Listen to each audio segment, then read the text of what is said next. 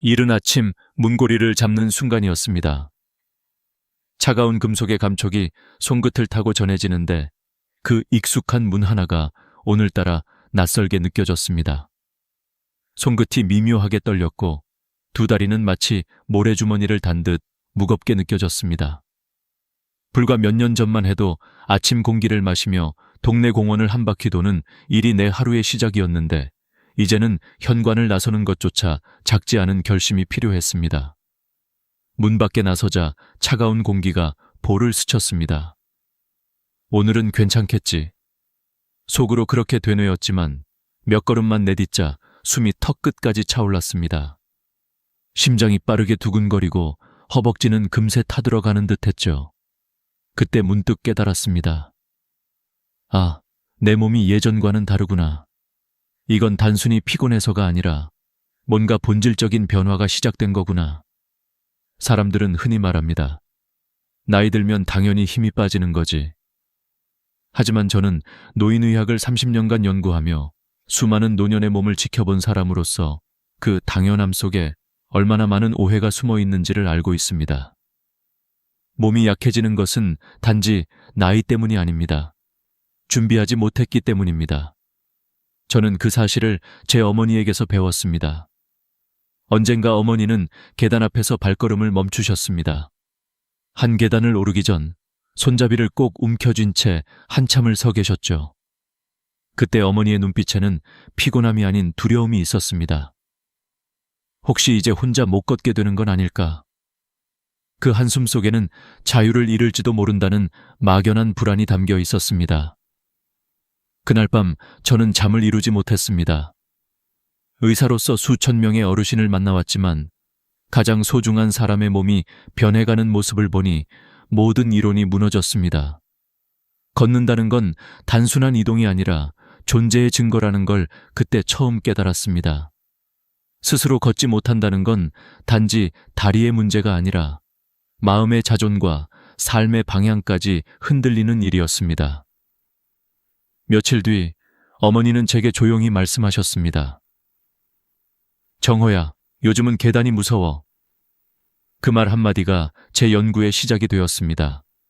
왜 걷는 힘이 사라질까? 어떻게 하면 다시 찾을 수 있을까? 그리고 사람들은 언제 그 신호를 알아차릴 수 있을까? 조사와 관찰을 거듭하면서 알게 된 건 이 변화는 어느 날 갑자기 오는 게 아니라는 사실이었습니다. 36세 무렵부터 근육량은 매년 조금씩 줄어듭니다. 46세, 56세를 거치며 속도가 점점 빨라지고 66세 이후엔 1년에 1% 이상이 사라집니다. 그리고 83세를 넘어서면 그 속도는 3배로 급증합니다. 하지만 문제는 대부분의 사람들이 그 사실을 모른다는 겁니다. 몸은 이미 수년 전부터 작은 신호를 보내고 있었는데 우리는 그 목소리를 들으려 하지 않았던 거죠. 그 결과 어느 날 문고리 앞에서 비로소 알게 되는 겁니다. 이젠 예전 같지 않구나. 저는 수많은 어르신을 진료하면서 이런 이야기를 들었습니다. 박사님, 갑자기 다리에 힘이 안 들어가요. 하지만 자세히 들어보면 갑자기도 아니고 이유 없이도 아닙니다. 몇 년 전부터 조금씩 계단이 버거웠고 이전에 비해 산책 후 숨이 더 차오르고 무릎이 시큰거려 자주 쉬게 됐던 것. 그 모든 조각들이 이미 경고였던 겁니다. 제가 기억하는 두 분의 환자가 있습니다. 한 분은 80세까지 난 아직 괜찮아라며 아무런 준비 없이 지내셨고 84세가 되던 해에 한 번의 낙상으로 고관절이 부러졌습니다. 그 뒤로는 보행기를 의지하지 않으면 한 발짝도 움직이지 못하게 되었죠. 반면 72세부터 매일 25분씩 가벼운 운동을 시작하신 분은 올해 88세가 되셨는데 지금도 마트에서 직접 장을 보고 친구들과 커피를 마시며 활기차게 지내십니다. 환경도, 나이도, 조건도 같았지만 단 한 가지, 준비의 유무가 인생의 질을 완전히 바꿔놓았습니다. 어머니를 떠올릴 때마다 저는 마음속으로 되뇌입니다. 몸은 배신하지 않는다. 다만 관리하지 않으면 떠날 뿐이다. 우리의 다리는 단순한 근육이 아닙니다. 삶을 지탱하는 기둥이고 자유로 향하는 길입니다. 걷는다는 건 단순히 장소를 옮기는 게 아니라 내가 원하는 곳으로 스스로 갈 수 있는 힘을 의미합니다. 그래서 저는 여러분께 꼭 말씀드리고 싶습니다. 지금 다리에 조금이라도 힘이 빠졌다고 느끼신다면 그건 늦은 게 아닙니다. 시작할 때입니다. 오늘부터라도 단 10분이라도 몸을 깨워보세요. 내일의 자유는 오늘의 한 걸음에서 시작됩니다. 이제 우리는 다음 단계로 나아가야 합니다. 걷는 힘이란 무엇이며 왜 그것이 인간의 존엄과 연결되는지 그 본질을 함께 살펴보겠습니다. 걷지 못한다는 건 단순히 다리에 문제가 생겼다는 뜻이 아닙니다. 그건 자유를 잃는다는 의미입니다. 스스로의 힘으로 문 밖을 나설 수 없다는 건 인생의 절반이 사라지는 일과 같습니다. 저는 그 사실을 어머니의 눈빛에서 처음 보았습니다. 몇 해 전 겨울이었습니다. 눈이 소복이 쌓인 날, 어머니는 늘 하시던 대로 장을 보러 가려 했습니다. 하지만 현관 앞에서 한참을 서 계셨죠. 춥네 하며 웃으셨지만 그 표정엔 미묘한 떨림이 있었습니다. 계단 3칸을 내려가는 일조차 두려웠던 겁니다. 그날 이후 어머니는 장보기를 멈추셨습니다. 요즘은 택배도 있고 밖은 미끄러워. 그 한마디 뒤엔 이젠 예전 같지 않다는 슬픈 체념이 숨어 있었습니다. 며칠 뒤 거실에 앉아 계신 어머니의 모습을 보았습니다. 예전엔 늘 동네 친구들과 웃으며 이야기하시던 분이 창문 밖만 바라보고 있었습니다. 그 순간 저는 깨달았습니다. 걷는 힘이 사라지면 마음도 갇히는구나. 몸이 불편하면 세상이 좁아지고 세상이 좁아지면 마음까지 작아집니다. 노인의학 연구에서도 같은 결과가 나옵니다. 걷는 능력을 잃은 노인은 그렇지 않은 노인보다 우울증 위험이 3.4배 높고 인지 저하 속도도 2배 빠르다고 합니다. 다리를 움직이는 건 근육의 문제가 아니라 삶의 의지, 인간으로서의 존엄을 지키는 일인 겁니다. 그런 이유로 저는 병원에 오는 어르신들께 이렇게 말씀드립니다. 다리 근육은 돈보다 중요합니다. 돈은 누워서도 쓸 수 있지만 다리는 서야 쓸 수 있습니다. 이 말에 대부분의 분들이 웃으시지만 그 웃음 뒤엔 그렇지, 맞는 말이지 하는 묵직한 공감이 따라옵니다. 저는 한 할아버지를 기억합니다. 그분은 78세, 퇴직 후 평생 모은 돈으로 작은 카페를 열었습니다. 하지만 개업 한 달 만에 다리에 통증이 생겼고 조금만 걸어도 허벅지가 타들어가는 듯했다고 합니다. 검사 결과는 하지 동맥 협착증. 다리 혈관이 좁아져 혈액이 제대로 흐르지 않는 상태였죠. 그 후로 그는 매일 카페 의자에만 앉아 손님을 맞았습니다. 어느 날 이렇게 말씀하셨습니다. 커피 향은 좋은데 발이 움직이지 않으니 인생 맛이 없어요. 그 말이 제 마음에 깊이 남았습니다. 그분의 치료를 도우며 저는 하나의 원칙을 세웠습니다. 걷는 힘은 단순한 근육의 문제가 아니다. 그건 삶의 통로다. 그래서 저는 모든 치료 계획의 시작점을 움직임으로 둡니다. 약보다 먼저 필요한 건 다시 걸어보겠다는 마음이기 때문입니다. 어머니의 이야기도 그랬습니다. 저는 하루 10분씩 어머니와 함께 복도 끝까지 걸었습니다. 처음엔 2-3걸음도 버거워하셨지만 한 달 후엔 마당까지, 석 달 후엔 동네 슈퍼까지 걸을 수 있었습니다. 그 길 위에서 어머니는 다시 웃음을 되찾았습니다. 정호야, 내가 다시 내 다리로 걷고 있구나. 그 말 한마디에 저는 울었습니다. 그날 의사로서가 아니라 아들로서 확신했습니다. 걷는다는 건 단순한 재활이 아니라 삶을 되찾는 일이라는 걸요. 저는 종종 강연에서 이런 질문을 던집니다. 여러분, 만약 내일 눈을 떴을 때 2다리가 움직이지 않는다면 가장 먼저 떠오르는 건 무엇일까요? 많은 분들이 이렇게 대답합니다. 밖에 나가고 싶어요. 손주를 안고 싶어요. 그냥 평범하게 걷고 싶어요. 이 답 속에 인간의 본능이 있습니다. 걷는다는 건 단순한 기능이 아니라 인간의 존엄 그 자체입니다. 그래서 저는 여러분께 부탁드립니다. 다리가 무겁다고, 조금 아프다고 포기하지 마세요. 그건 늦은 게 아닙니다. 몸이 아직 나에게 말을 걸고 있는 겁니다. 나를 좀 더 써달라. 나를 움직여달라.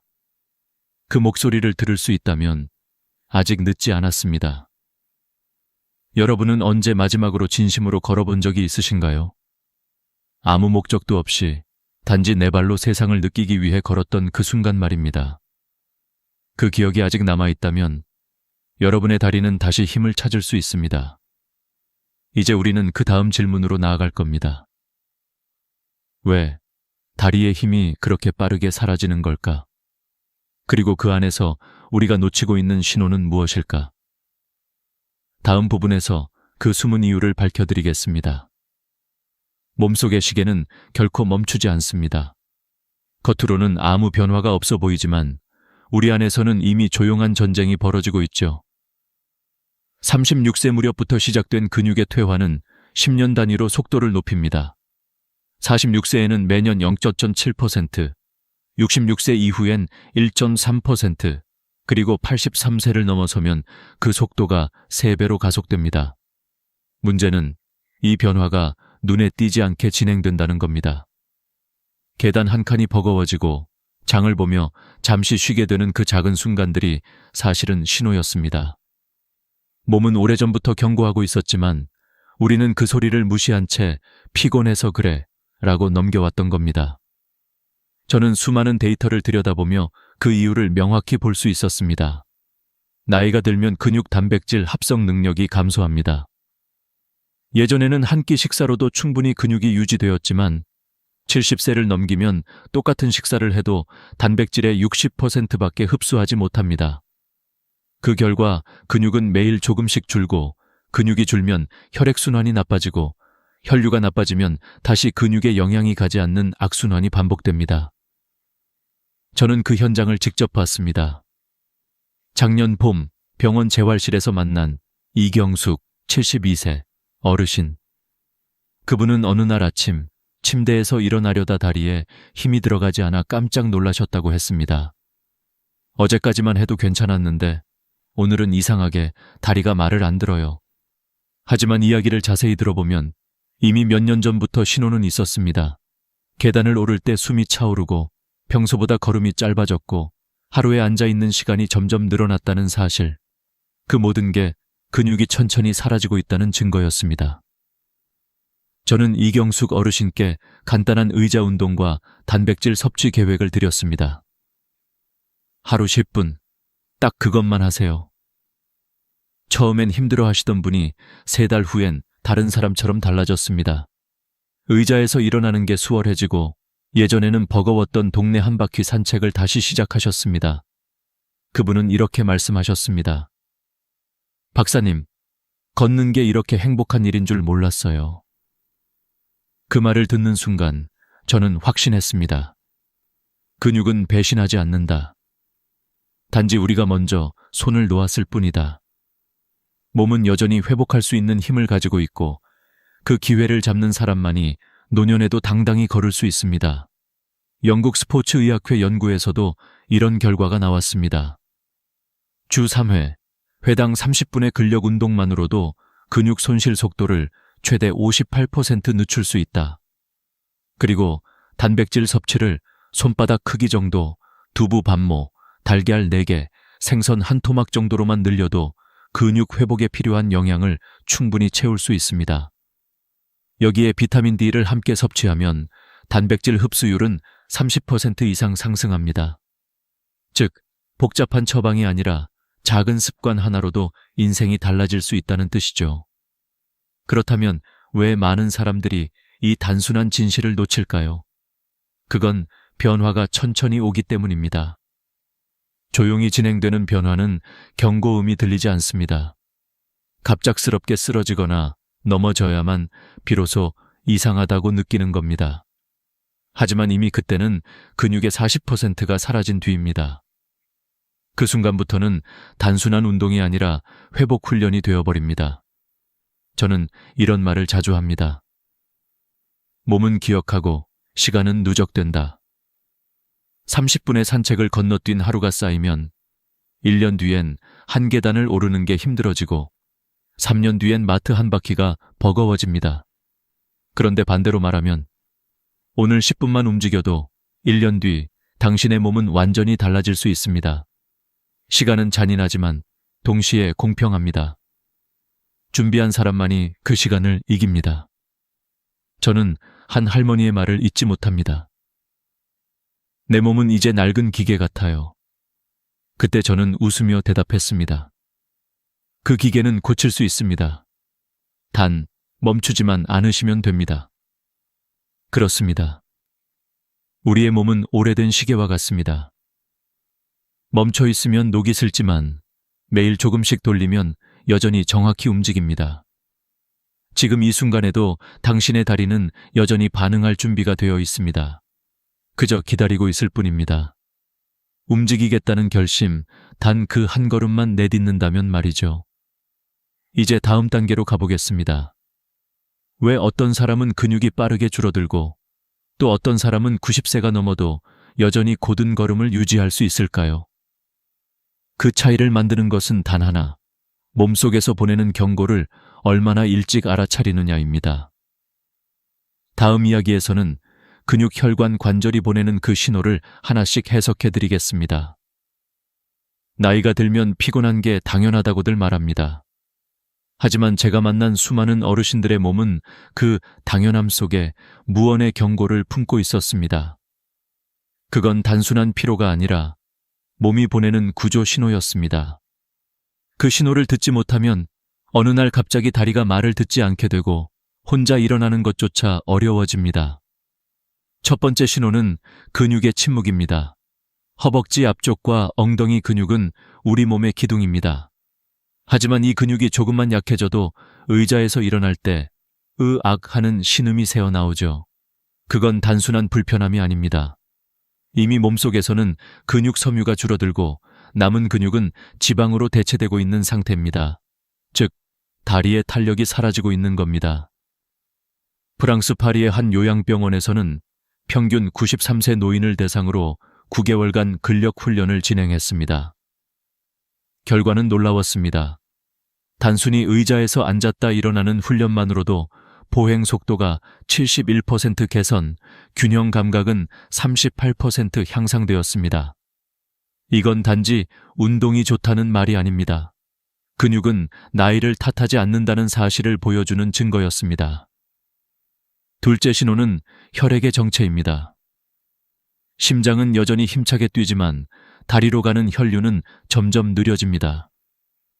혈관의 탄성이 떨어지고 혈류가 원활하지 않으면 산소와 영양이 근육으로 전달되지 못해 다리는 점점 무거워집니다. 서울대병원 노인내과 연구에서는 83세 이상 노인의 26%가 하지동맥 협착증을 앓고 있다는 결과가 나왔습니다. 이 질환은 걷다 보면 종아리가 타는 듯 아프다가 잠시 쉬면 통증이 사라지는 특징이 있습니다. 많은 어르신들이 내 다리가 쇠부티 같다고 표현하는 이유가 바로 여기에 있습니다. 저는 한 할아버지를 기억합니다. 그분은 약국까지 걸어가는데 15분이 걸렸지만 5번은 멈춰서야 했습니다. 종아리가 불에 댄 듯이 아파서였죠. 하지만 의자에 앉아 3분만 쉬면 통증이 사라졌습니다. 이상하죠? 검사해보니 하지동맥이 좁아져 혈액이 통과하지 못하고 있었던 겁니다. 약물 치료와 가벼운 걷기, 조격, 쯔유유를 병행한 결과 3개월 뒤 그분은 약국까지 한 번도 멈추지 않고 걸을 수 있었습니다. 그는 웃으며 이렇게 말했습니다. 이젠 다리가 아니라 날개가 생긴 것 같아요. 셋째 신호는 관절의 균열입니다. 무릎이 뚝뚝 소리를 내며 굳어가기 시작하는 건 관절의 마모가 시작되었다는 뜻입니다. 국립보건연구원에 따르면 68세 이상 노인의 46%가 무릎 관절염을 겪고 있습니다. 특히 여성은 남성보다 2배 더 많죠. 무릎이 붓거나 열이 나는 건 연골이 닳아 뼈가 직접 맞닿고 있다는 신호입니다. 한번 손상된 연골은 재생이 어렵지만 무릎 주변 근육을 강화하면 통증은 줄고 기능은 회복됩니다. 이때 중요한 건 무조건 쉬는 게 아니라 움직이는 휴식입니다. 예를 들어 의자에 앉아 다리를 쭉 펴기 운동, 혹은 벽을 짚고 한 발로 서기 같은 간단한 동작도 큰 도움이 됩니다. 일본 도쿄대학의 연구에 따르면 88세 이상 노인들이 15주간 균형 훈련을 했을 때 보행 속도는 23% 향상, 넘어짐 위험은 38% 감소했습니다. 무릎을 보호하는 힘은 결국 근육의 방패에서 나오는 겁니다. 넷째 신호는 신경의 둔화입니다. 예전에는 자연스럽게 발을 들던 순간, 이제는 문턱에 걸려 넘어지는 자신을 발견하게 됩니다. 그건 단순한 실수가 아니라 뇌에서 다리로 전달되는 신호가 느려졌다는 뜻입니다. 신경세포는 나이가 들수록 전도 속도가 느려지고 균형을 잡는 반사신경도 둔해집니다. 결국 작은 요철에도 중심을 잃고 넘어짐, 공포, 활동 감소, 근육 약화, 다시 넘어짐, 이 악순환이 반복됩니다. 저는 이 순환을 끊기 위해 한 어르신과 3초 균형 훈련을 시작했습니다. 벽을 짚고 한 발로 3초 서는 연습이었죠. 처음엔 단 2초도 버티지 못했지만 한 달 뒤엔 15초, 석 달 뒤엔 30초를 넘겼습니다. 그분은 말씀하셨습니다. 내 몸이 다시 나를 믿기 시작했어요. 그 한마디가 제게 평생의 교훈이 되었습니다. 결국 다리의 힘을 잃는 건 노화가 아니라 방치의 결과입니다. 몸은 포기하지 않습니다. 우리가 먼저 포기할 뿐이죠. 자, 이제 질문을 드리겠습니다. 여러분의 몸은 지금 어떤 신호를 보내고 있나요? 계단을 오를 때 혹은 일어설 때 느껴지는 그 미묘한 무게감이 사실은 몸이 건네는 경고일 수도 있습니다. 다음 이야기에서는 이 4가지 신호를 되돌리는 구체적인 방법, 즉 다리를 다시 젊게 만드는 생활 습관 5가지를 하나씩 알려드리겠습니다. 의학적 근거와 함께 실제로 효과가 입증된 실천법들입니다. 지금부터의 15분이 여러분의 15년을 바꿀 수도 있습니다. 이제 우리는 몸이 보내는 신호를 알았습니다. 하지만 알고만 있으면 아무 소용이 없습니다. 몸은 행동에 반응할 때만 변합니다. 그래서 지금부터는 실제 삶 속에서 다리를 다시 젊게 만드는 5가지 실천법을 하나씩 구체적으로 알려드리겠습니다. 이건 단순한 운동법이 아니라 수많은 어르신들이 직접 실천해서 회복한 검증된 방법들입니다. 첫째, 아침 15분 의자 스쿼트입니다. 많은 분들이 무릎에 안 좋지 않나요? 하고 묻지만 오히려 올바른 방법으로 하면 무릎은 더 튼튼해집니다. 방법은 간단합니다. 벽에 의자를 붙이고 발을 어깨 너비로 벌린 뒤 천천히 앉았다 일어납니다. 이때 핵심은 속도가 아니라 자세입니다. 무릎이 발끝을 넘지 않게 등은 곧게 펴고 천천히 3초에 앉고 3초에 일어나는 리듬으로 진행합니다. 8회만 해도 처음엔 허벅지가 떨리지만 일주일만 지나면 근육이 깨어납니다. 3주 후엔 계단을 오를 때 무릎이 덜 아프고 2달 후엔 의자에서 훨씬 쉽게 일어설 수 있습니다. 서울의 한 재활센터에서는 70대 이상 어르신 42명을 대상으로 8주간 의자 스쿼트를 실시했습니다. 결과는 놀라웠습니다.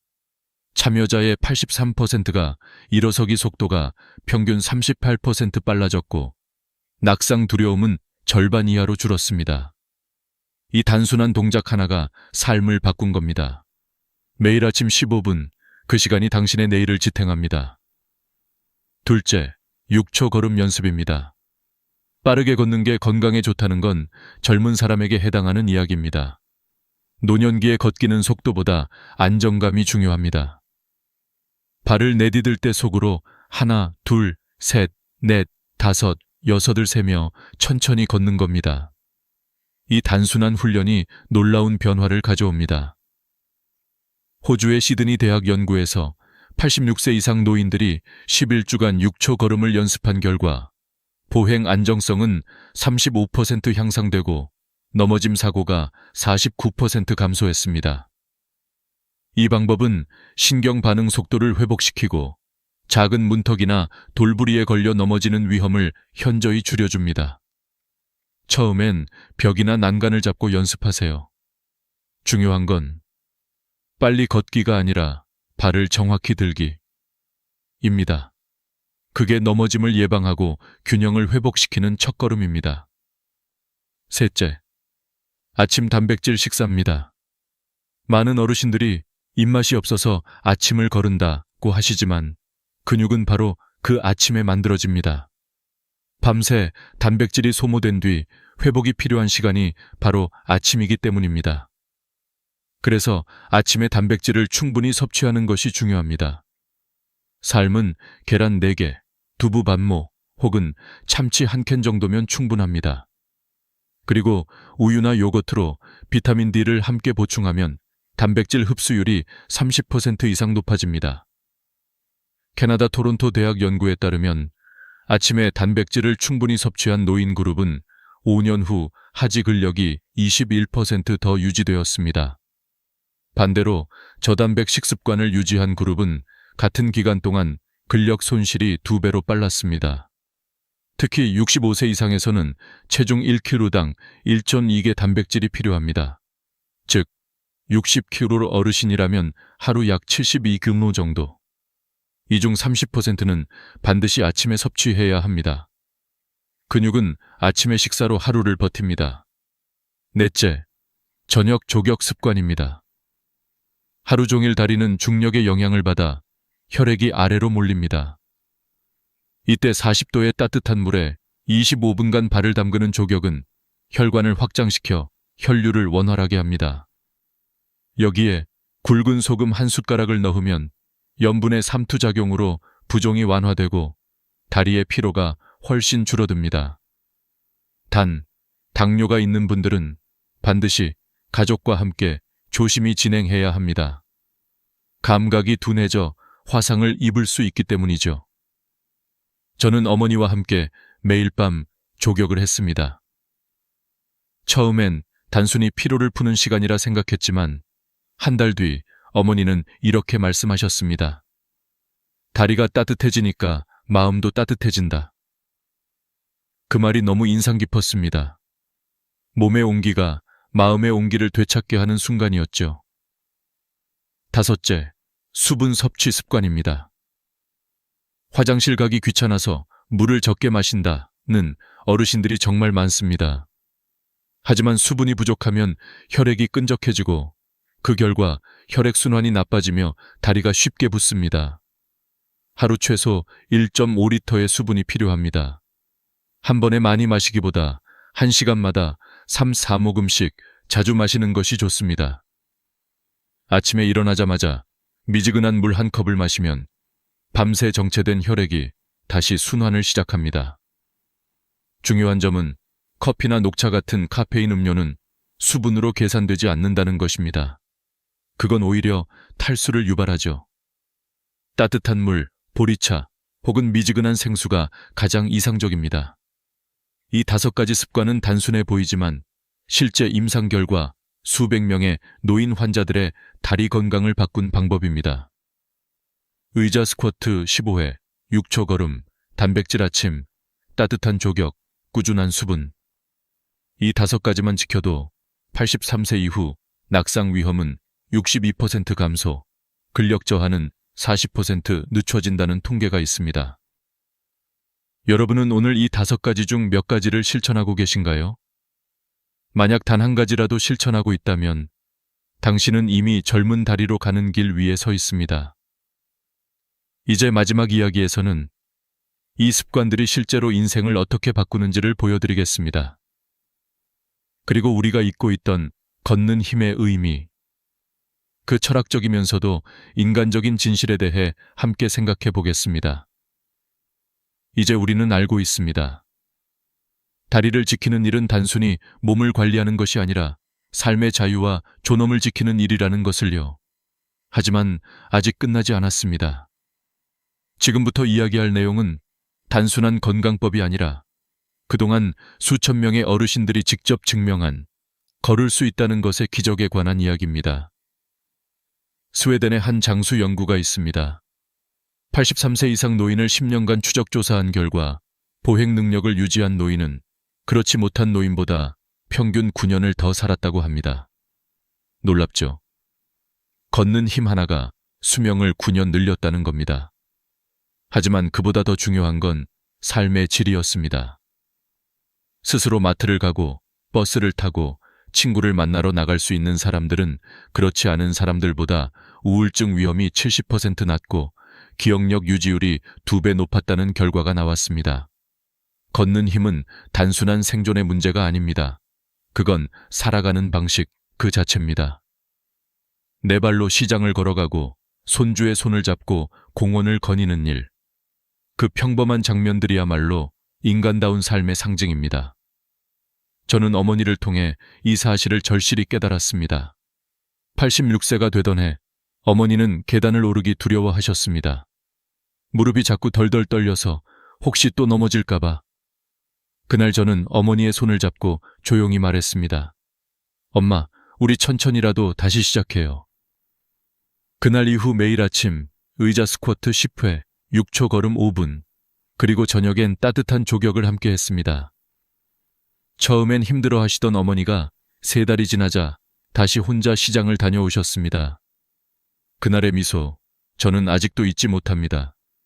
그건 단순히 걷는 모습이 아니라 자신을 되찾은 얼굴이었습니다. 나이는 숫자일 뿐입니다. 몸은 우리가 어떻게 관리하느냐에 따라 다시 살아납니다. 잘못된 상식은 말합니다. 나이 들면 다리가 약해지는 건 어쩔 수 없다. 하지만 진실은 다릅니다. 관리하면 늦출 수 있고 실천하면 회복할 수 있습니다. 근육은 다시 길러지고 혈액은 다시 흐르며 관절은 다시 반응합니다.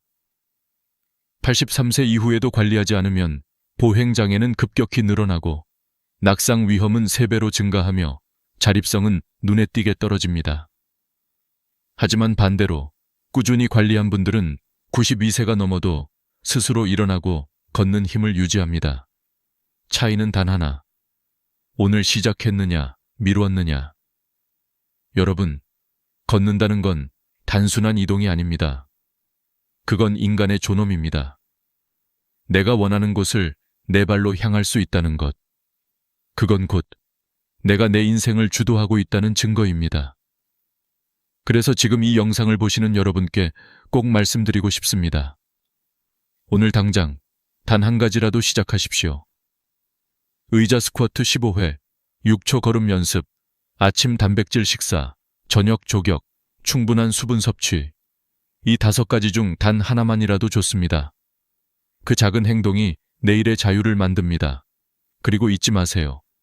몸은 결코 당신을 배신하지 않습니다. 다만 당신이 너무 오래 기다리게 했을 뿐입니다. 오늘 그 기다림을 끝내세요. 당신의 다리는 여전히 살아있고 당신의 삶은 여전히 가능성으로 가득 차 있습니다. 이제 저는 이렇게 묻고 싶습니다. 여러분은 오늘 하루 몇 걸음을 걸으셨나요? 혹시 예전보다 걷기가 힘들어졌다면 그건 끝이 아니라 시작의 신호입니다.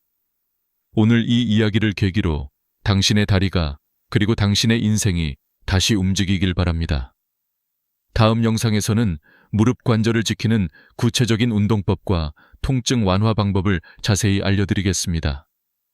특히 계단 오르내리기가 힘든 분들을 위한 실제 따라하기 쉬운 근육 회복 루틴을 준비했습니다. 오늘 끝까지 시청해주신 여러분께 진심으로 감사드립니다. 이 영상이 여러분의 삶에 작은 힘이 되었다면 주변의 소중한 분들께 공유해주세요. 그리고 구독과 좋아요로 함께 해주시면 앞으로도 건강과 희망을 나누는 이야기로 보답드리겠습니다. 오늘도 여러분의 다리가 가볍고 마음이 따뜻하길 바랍니다. 저는 언제나 여러분 편에서 함께하겠습니다. 건강한 하루 보내세요. 감사합니다. 한밤중 고요하던 거실에 전화벨이 울렸습니다. 엄마, 솔직히 말씀드릴게요. 요양원 한번 알아보시는 게 어떨까요? 수화기 너머로 들려오는 아들의 목소리는 단호했고 그 순간 제 가슴은 얼어붙었습니다. 무릎 인공관절 수술을 받은 지 몇 달, 아직도 혼자서 제대로 걷지 못하는 제 처지를 잘 알면서도 자식의 입에서 나온 첫 마디가 요양원이라니 저는 목이 메어 아무 대답도 하지 못했습니다. 그저 눈물이 핑 돌았을 뿐입니다. 아들은 말을 이어갔습니다. 엄마 집 전세 놓으면 요양원 비용 충분히 나와요. 남는 돈은 애들 학자금으로 쓰면 되고요. 그 순간 심장이 철렁 내려앉았습니다. 평생 자식 키우고 대학까지 뒷바라지 했는데 이제는 제가 조금 아프다고 내 집마저 계산 대상이 되는 현실. 그날 밤 잠을 이룰 수 없었습니다. 어두운 천장을 바라보며 지난 세월 상담했던 어르신들의 말씀이 떠올랐습니다. 김 선생, 나 같은 꼴 절대 당하지 마. 자식 믿고 재산 다 줬더니 결국 명절에도 안 온다. 그 목소리들이 귓가를 맴돌며 제 상황과 겹쳐졌습니다. 다음 날 아침 창문을 열어보니 참새들이 자유롭게 날아다녔습니다. 그 자유가 그렇게 부러울 수가 없었습니다. 요양원에 가면 분명 전문 인력이 있고 끼니도 챙겨주겠지요. 그러나 저는 너무나 잘 압니다. 그곳은 편안할지 몰라도 자유는 없는 곳이라는 것을. 그곳에서 어르신들의 눈빛은 늘 공허했습니다.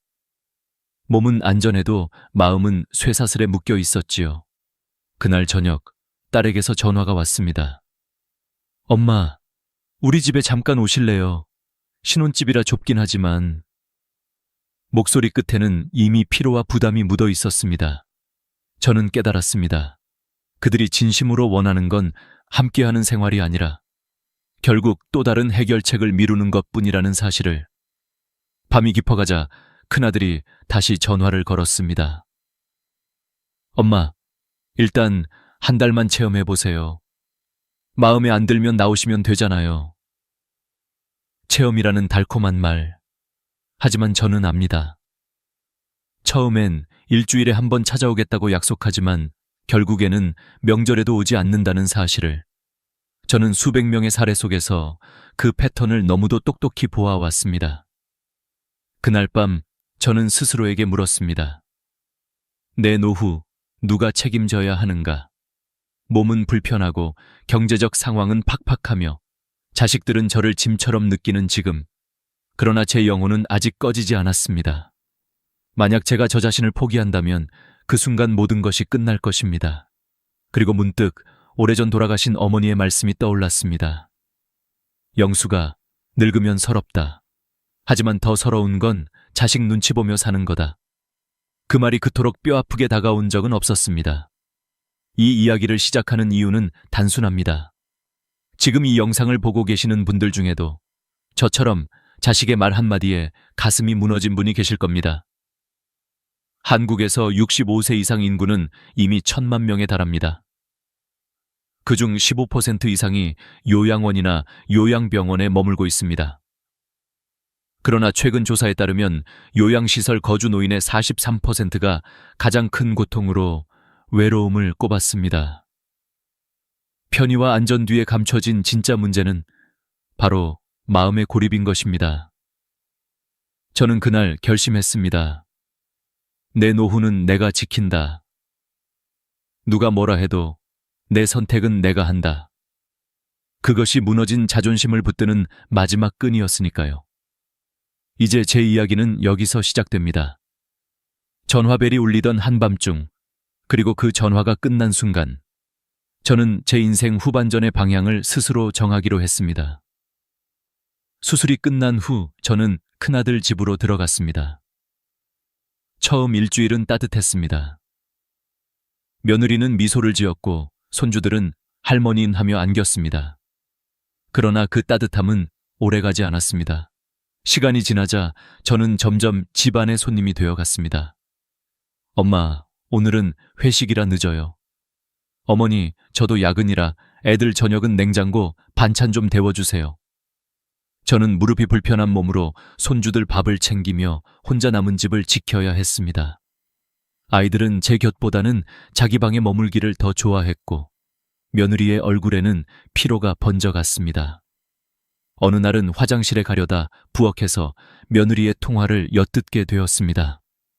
엄마, 나 진짜 답답해 죽겠어. 시어머니 오시고 난 뒤로 집안 분위기가 완전히 달라졌어. 남편도 집에 잘 안 들어오고 솔직히 요양원 알아보고 있어. 300만 원이면 좋은 데 들어간다던데. 그 순간 제 심장이 덜컥 내려앉았습니다. 제 아픔이 불편함으로만 들리는 순간 저는 더 이상 가족이 아닌 짐이 되어 있었습니다. 한 달쯤 지나자 아들조차 말끝을 흐렸습니다. 엄마, 사실 요양원 시설 좋은 곳을 몇 군데 알아봤어요. 한 달에 300만 원 정도면 충분해요.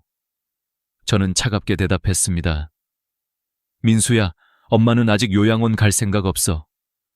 그 말이 나오기까지 얼마나 큰 용기가 필요했는지 모릅니다. 결국 저는 작은 딸 집으로 옮겨갔습니다. 신혼집이라 방은 좁았지만 처음에는 환영받는 듯 했습니다. 그러나 역시나 며칠 지나지 않아 사위의 눈빛은 굳어갔습니다. 어느 밤 방문 너머로 들려오는 대화를 들었습니다. 당신 어머니 언제까지 여기 계실 거야? 결혼할 때 이렇게 될 줄 알았으면. 어쩌겠어. 우리 엄마 아프신데. 형네도 힘들다잖아. 그냥 요양원 모시자고 했잖아. 저는 이불을 뒤집어 쓰고 울었습니다. 평생 자식을 위해 희생했는데 이제는 함께 사는 것조차 버거운 짐이 되어버린 현실. 다시 혼자 살 생각도 했습니다. 하지만 무릎은 아직 온전히 회복되지 않았습니다. 결국 간병인을 쓰기로 했습니다. 하루 12시간, 돌봄에 한 달 240만 원. 제 연금 180만 원으로는 턱없이 부족했지만 적금을 깨서라도 해보기로 했습니다. 처음 며칠은 괜찮았습니다. 그러나 일주일이 지나자 간병인은 계속 바뀌었고 어떤 날은 아무도 오지 않았습니다. 저는 하루 종일 침대에서 물 한 잔 마시지 못한 채 버텨야 했습니다. 간병인이 있더라도 사생활은 없었습니다. 낯선 사람이 제 집에 상주하며 제 화장실, 제 식탁, 제 시간을 함께 해야 했습니다. 그것은 돌봄이 아니라 또 다른 속박이었습니다. 한 달이 지나고 보니 간병비로 240만 원이 나갔습니다. 돈만이 문제가 아니었습니다. 저는 존엄을 잃어가고 있었습니다. 화장실을 갈 때마다, 밥을 먹을 때마다 누군가의 눈치를 봐야 한다는 현실. 결국 저는 자식에게 전화를 걸었습니다. 민수야, 내 말이 맞았다. 혼자 사는 건 쉽지 않구나. 아들은 곧장 말했습니다. 그럼 이제 요양원 한번 가보시겠어요? 정말 좋은 데가 있어요. 저는 잠시 침묵하다가 고개를 끄덕였습니다. 마치 그것만이 유일한 선택지인 것처럼 보였으니까요. 그러나 제 마음속에서는 여전히 갈등이 이어지고 있었습니다. 편안함을 얻는 대신 자유를 잃어야 하는 삶. 자식에게 기대는 대신 짐 취급을 당하는 삶. 어느 쪽을 선택해도 존엄은 사라지는 듯했습니다. 이 경험을 말씀드리는 이유는 단순합니다. 지금 이 영상을 보시는 많은 분들이 이미 비슷한 길을 걷고 계시기 때문입니다. 한국보건사회연구원의 조사에 따르면 65세 이상 노인의 32%가 동거하는 가족의 눈치가 가장 큰 스트레스 요인이라고 답했습니다. 그리고 간병인을 쓰는 노인의 절반 이상이 사생활 침해를 호소했습니다. 이건 남의 이야기가 아니라 지금 우리 곁에서 벌어지고 있는 현실입니다. 저는 다시 결심했습니다. 요양원도 간병인도 자식집도 아닌 다른 길을 찾아야 한다고. 그 길을 찾지 못한다면 저는 제 삶을 잃게 될 것이라고. 그 결심이 저를 움직이게 했습니다. 그리고 곧 저는 또 하나의 선택지, 인생을 뒤바꿀 문을 발견하게 됩니다.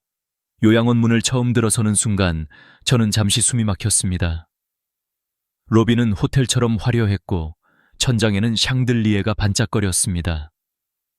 직원들은 일제히 미소를 지으며 인사했고 원장은 직접 나와 안내를 했습니다.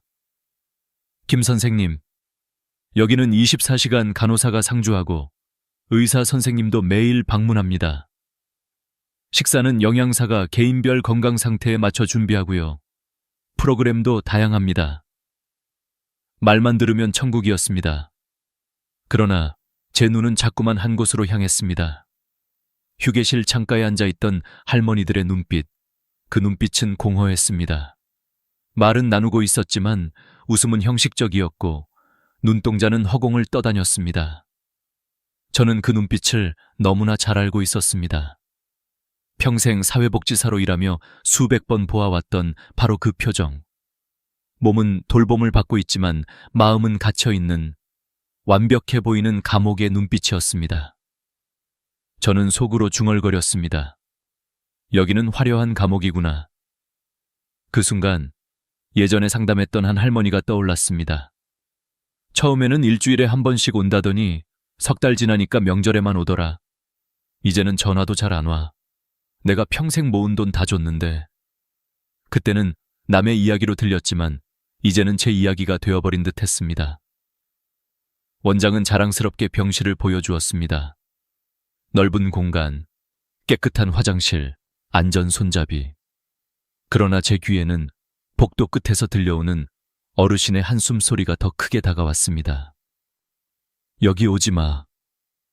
누군가의 낮은 목소리가 제 발목을 붙잡는 듯 했습니다. 시설 안내가 끝나자 원장이 미소를 지으며 말했습니다. 비용은 한 달에 300만 원입니다. 추가 서비스는 별도고요. 저는 순간 숨이 막혔습니다. 제 연금은 180만 원, 턱없이 부족했습니다. 아들이 곧장 말했습니다. 엄마, 걱정 마세요. 제가 보태드릴게요. 그러나 그 말은 위로가 되지 않았습니다. 제 삶을 위해 또다시 자식에게 손을 벌려야 한다는 사실 자체가 굴욕이었으니까요. 잠시 후 휴게실에서 뜻밖의 얼굴을 만났습니다. 몇 년 전 제가 상담했던 이 모 할머니였습니다. 어머, 선생님도 여기 오셨군요. 그는 제 손을 꼭 잡으며 속삭였습니다. 처음엔 괜찮았어요. 깨끗하고 밥도 잘 나오고. 그런데 자식들이 점점 안 오더라고요. 이제는 명절에도 잘 안 와요. 그리고 여기 생각보다 감옥 같아요. 몇 시에 일어나고, 몇 시에 밥 먹고, 모든 게 정해져 있어요. 내 마음대로 할 수 있는 게 하나도 없어요. 할머니의 눈에서 눈물이 흘러내렸습니다. 제발, 선생님은 여기 오지 마세요. 그 순간 제 마음은 확고해졌습니다.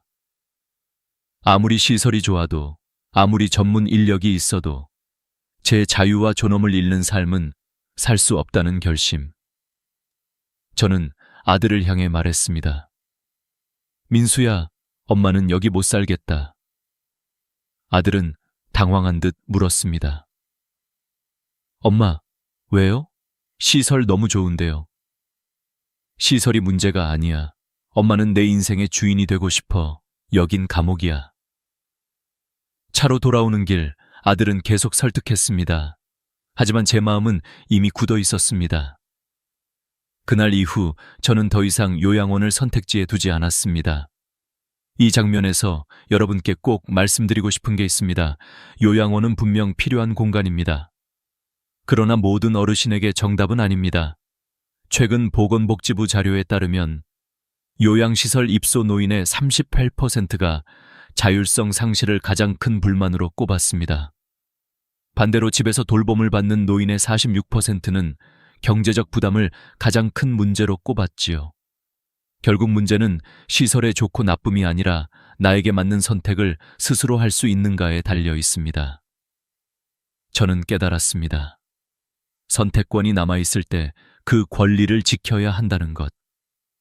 남이 정해주는 길이 아니라 제가 직접 그린 지도를 따라가야 한다는 것. 그리고 저는 다시 마음속으로 중얼거렸습니다. 다른 길이 있을 거야, 반드시. 그 믿음이 저를 다음 선택으로 이끌었습니다. 요양원을 거절하고 집으로 돌아온 날, 저는 밤새 서랍 속 낡은 수첩을 꺼내 들었습니다. 그 안에는 30년간 사회복지사로 일하며 어르신들에게 들은 하소연과 제가 다짐처럼 적어놓은 문장들이 빼곡히 적혀 있었습니다. 절대 자식에게 경제권 넘기지 말 것. 독립적인 공간 반드시 확보할 것. 내 노후는 내가 책임질 것. 붉은 펜으로 써놓은 글자들이 눈앞에서 번져 보였습니다. 그런데 정작 저는 그 약속들을 실천하지 못하고 있었습니다. 그래서 다시 시작했습니다. 한국에서 노인이 선택할 수 있는 길을 냉정하게 정리해 보기로 했습니다. 첫째, 요양원, 요양시설. 비용은 평균 월 250만 1,350만 원. 장기 요양보험에서 일부 지원을 받는다 해도 본인 부담은 여전히 큽니다. 무엇보다 시간표가 정해진 생활. 규칙은 있지만 자유는 없습니다. 둘째, 요양병원. 의료적 돌봄이 필요할 때 선택하는 곳입니다. 중증 질환이나 재활 치료에는 필수적이지만 일상생활은 더 제한적입니다. 평균 비용은 월 350만 500만 원. 장기 입원은 결국 자산을 소모시키는 길입니다. 셋째, 간병인 돌봄. 집에서 생활하면서 도움을 받을 수 있지만 비용은 만만치 않습니다. 하루 12시간만 해도 한 달 240만 원, 24시간이면 450만 원 이상. 연금 생활자에게는 사실상 불가능한 선택지입니다. 더구나 간병인이 자주 바뀌면 사생활은 사라집니다. 그리고 넷째, 제가 거의 잊고 있던 길. 바로 복지주택이었습니다. 며칠 후 주민센터에 들른 날, 오랜 동료였던 직원이 포스터를 가리켰습니다. 선생님, 고령자 복지주택 들어보셨어요? 월세가 아주 저렴하고 어르신들 편의시설이 다 갖춰져 있어요. 포스터에는 이렇게 적혀 있었습니다. 월세 18만 원, 보증금 1천만 원, 무장애 설계, 생활지원사 주 2세 3회 방문.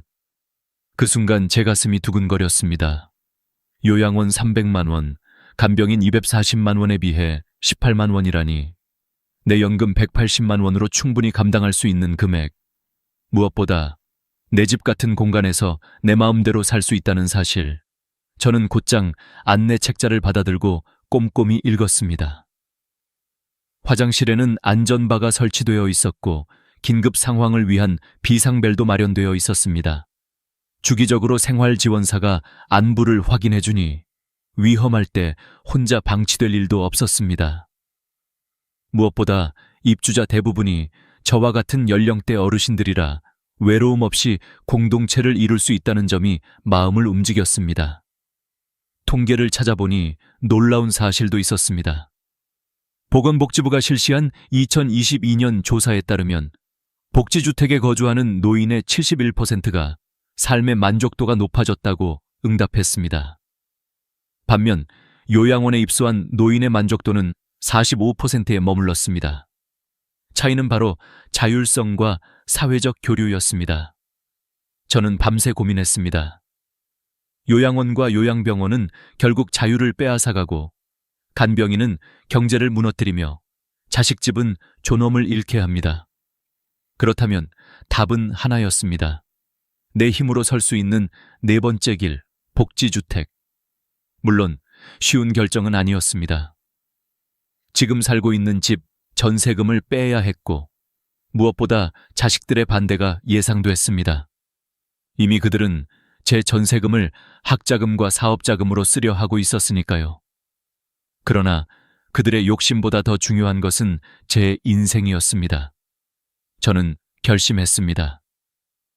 이번만큼은 흔들리지 않겠다. 내 노후는 내가 책임진다. 그리고 바로 신청서를 작성했습니다. 사회복지사로 30년간 일한 경력 덕분에 사회기여자 가산점을 받을 수 있었고 당첨 가능성도 높았습니다. 신청서를 제출하는 순간 제 손이 떨렸습니다. 두려움과 설렘이 동시에 밀려왔습니다. 만약 이 길이 열리지 않는다면 저는 다시 짐짝처럼 이리저리 옮겨 다녀야 할지도 모릅니다. 그러나 적어도 이제는 알았습니다. 선택권은 남에게 있는 게 아니라 내 손에 있다는 것. 이제 제 마음은 더 이상 요양원의 높은 담장에 갇히지 않았습니다. 저는 새로운 지도를 손에 쥔 사람처럼 조금은 당당해졌습니다. 그리고 속으로 다짐했습니다. 내일이 어떻게 될지 몰라도 오늘만큼은 내가 선택한 길을 걷는다.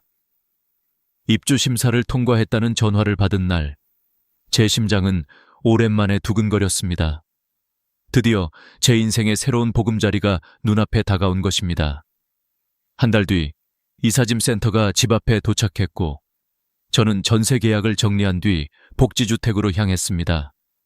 새 집은 크지 않았습니다. 그러나 모든 것이 노인을 위해 설계되어 있었습니다.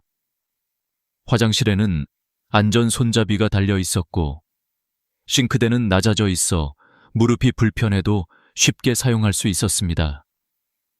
각 방에는 긴급 호출 버튼이 설치되어 있었고 복도는 휠체어가 다닐 수 있도록 넓게 만들어져 있었습니다. 그 작은 배려 하나하나가 저를 안심시켰습니다. 처음 며칠은 낯설었습니다. 그러나 곧 같은 단지에 사는 어르신들과 친해지기 시작했습니다. 매일 아침 단지 내 공원에서 함께 가벼운 체조를 하고 저녁에는 작은 도서관에서 책을 읽으며 이야기를 나누었습니다. 영숙 씨, 오늘도 일찍 나오셨네요. 네, 무릎이 예전보다 많이 좋아졌어요. 이웃의 따뜻한 인사 한마디가 그렇게 큰 힘이 될 줄 몰랐습니다. 놀라운 건 제 건강 상태도 점점 나아졌다는 사실입니다. 단지 내 작은 건강센터에서 꾸준히 물리치료를 받으면서 수술 직후에는 휠체어 없이는 움직이지 못하던 제가 이제는 지팡이 하나로 천천히 걸을 수 있게 되었습니다.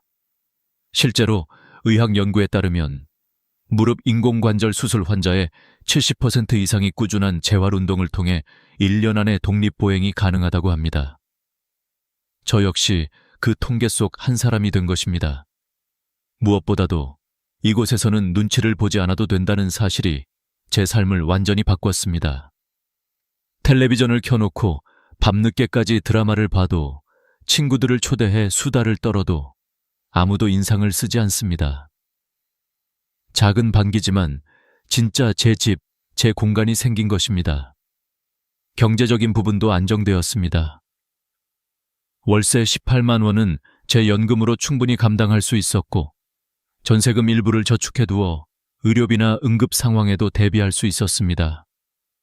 요양원 비용 300만 원, 간병인 비용 240만 원에 비해 훨씬 현실적이고 지속 가능한 선택이었습니다. 시간이 흐르면서 저는 제 경험을 다른 어르신들과 나누기 시작했습니다.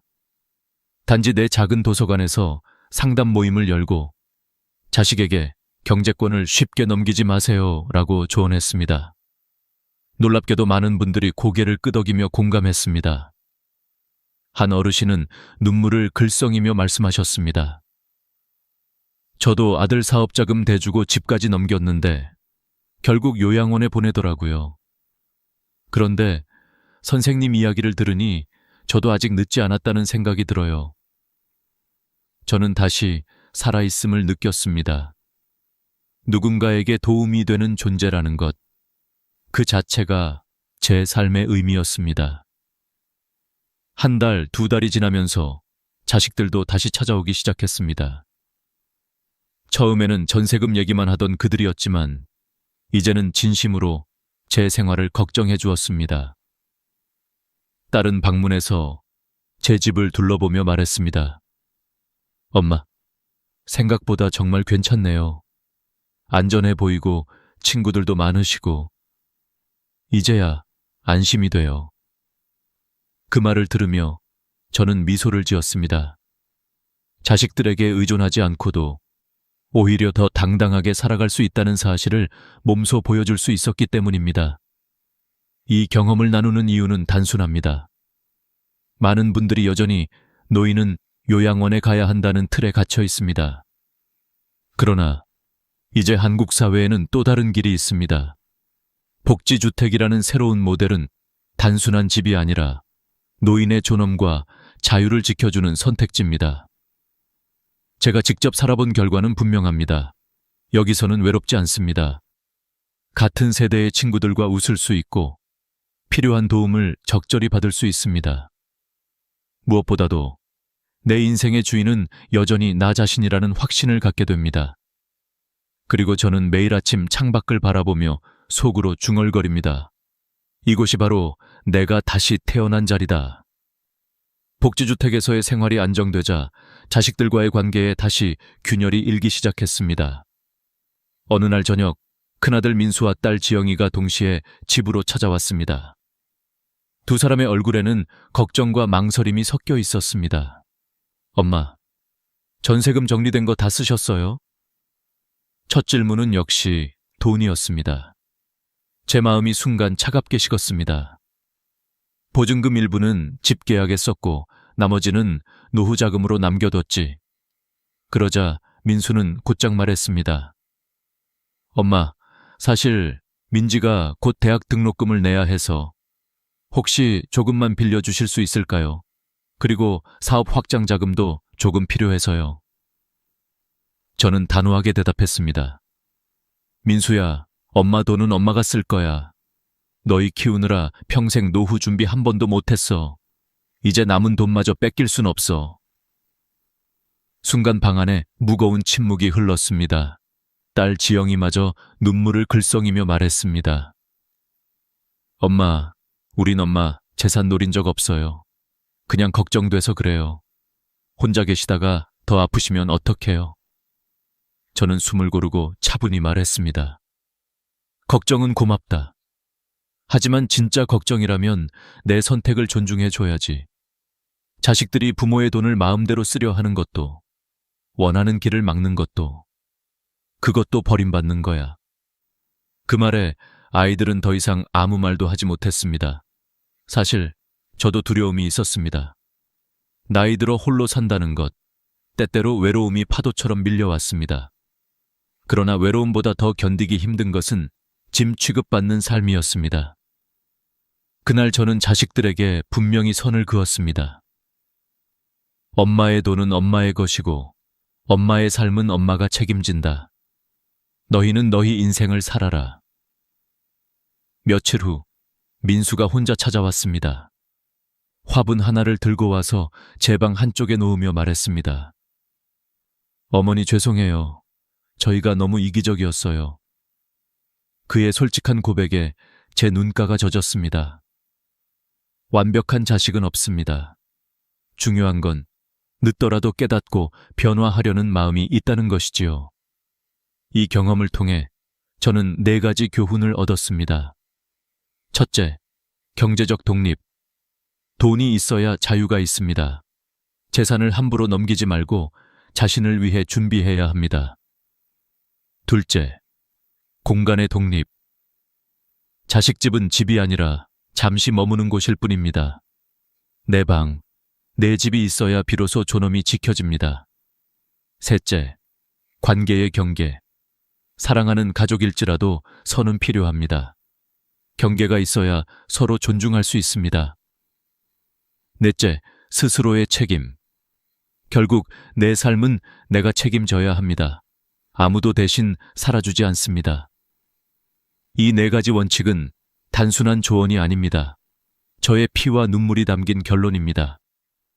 복지주택에서 6개월을 살고 있는 지금 저는 다시 평온을 되찾았습니다. 자식들은 한 달에 한 번씩 찾아오며 진심으로 제 안부를 챙겨줍니다. 더 이상 돈 얘기는 꺼내지 않습니다. 대신 제 선택을 존중하고 오히려 배운다고 말합니다. 엄마처럼 당당하게 살고 싶어요. 그 말을 들으며 저는 비로소 웃을 수 있었습니다. 경계를 세웠기 때문에 오히려 관계가 회복된 것입니다. 노후는 단순히 오래 사는 것이 목표가 아닙니다. 어떻게 내답게 사느냐가 중요합니다. 저는 이제야 그 답을 조금은 알 것 같습니다. 복지주택에서 산 지 어느덧 1년이 되었습니다. 그동안 저는 많이 달라졌습니다. 아침마다 이웃들과 함께 산책하며 웃을 수 있게 되었고, 단지 내 도서관에서 또래 어르신들의 고민을 들어주는 작은 상담 모임도 열고 있습니다. 사회복지사로 일할 때처럼 누군가에게 도움이 된다는 감각은 제 삶을 다시 빛나게 만들었습니다. 처음 이곳에 왔을 때는 외로울까 두려웠습니다. 그러나 현실은 달랐습니다. 오히려 여기서는 같은 처지의 친구들과 매일 이야기를 나눌 수 있고 가끔은 함께 반찬을 만들어 나누기도 합니다. 작은 부엌에서 된장찌개 냄새가 퍼질 때 그 따뜻함은 요양원의 화려한 시설보다 더 값진 것이었습니다.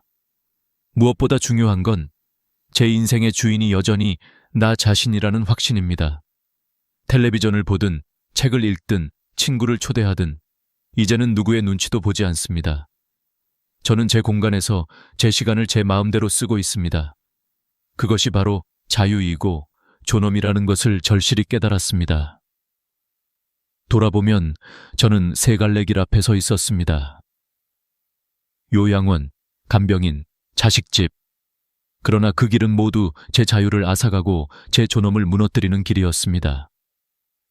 결국 네 번째 길, 복지주택을 선택함으로써 저는 다시 제 삶을 찾았습니다. 여러분께 말씀드리고 싶습니다. 노후는 누구도 대신 살아주지 않습니다. 자식도, 간병인도, 시설도 아닙니다. 나 스스로 준비하고 선택해야 합니다. 준비가 되어 있으면 외롭지 않고 두렵지 않습니다. 제가 배운 교훈은 단순합니다. 노후는 자식이 아닌 내가 책임진다. 이 말은 제 인생을 다시 세운 기둥이 되었습니다. 이 영상을 보시는 분들 중 누군가는 지금 저처럼 흔들리고 계실지도 모릅니다. 자식의 말 한마디에 마음이 무너지고 돈 문제에 갈등하고 외로움에 잠 못 드는 분도 계시겠지요. 그러나 분명히 말씀드립니다. 아직 늦지 않았습니다. 지금이라도 준비하고 선택하면 우리 모두는 당당한 노후를 살 수 있습니다. 마지막으로 부탁드립니다. 이 이야기가 도움이 되셨다면 좋아요와 구독 버튼을 눌러주세요. 여러분의 작은 응원이 저뿐만 아니라 수많은 어르신들에게 희망이 됩니다. 그리고 이 영상을 주변 분들과 공유해 주세요. 누군가에게는 인생을 바꾸는 계기가 될 수 있습니다. 저는 이제 매일 아침 창문을 열며 이렇게 속삭입니다. 오늘도 내 삶은 내 것이다. 통장 잔액 때문에 기초연금이 끊긴다니 그게 말이 돼요? 나는 지금도 그날의 전화 한 통을 잊을 수 없다. 복지관 상담실에서 한 어르신의 떨리는 목소리가 들려왔다. 윤 선생, 나 이번 달에 연금이 안 들어왔어요. 통장에 잠깐 돈 좀 들어왔을 뿐인데요. 그 말이 내 가슴을 꽉 조였다. 수십만 원씩 꼬박꼬박 들어오던 그 돈은 어르신께 매달의 희망이었다. 그런데 그 희망이 통장 숫자 몇 개 때문에 사라진 것이다. 사람들은 말한다.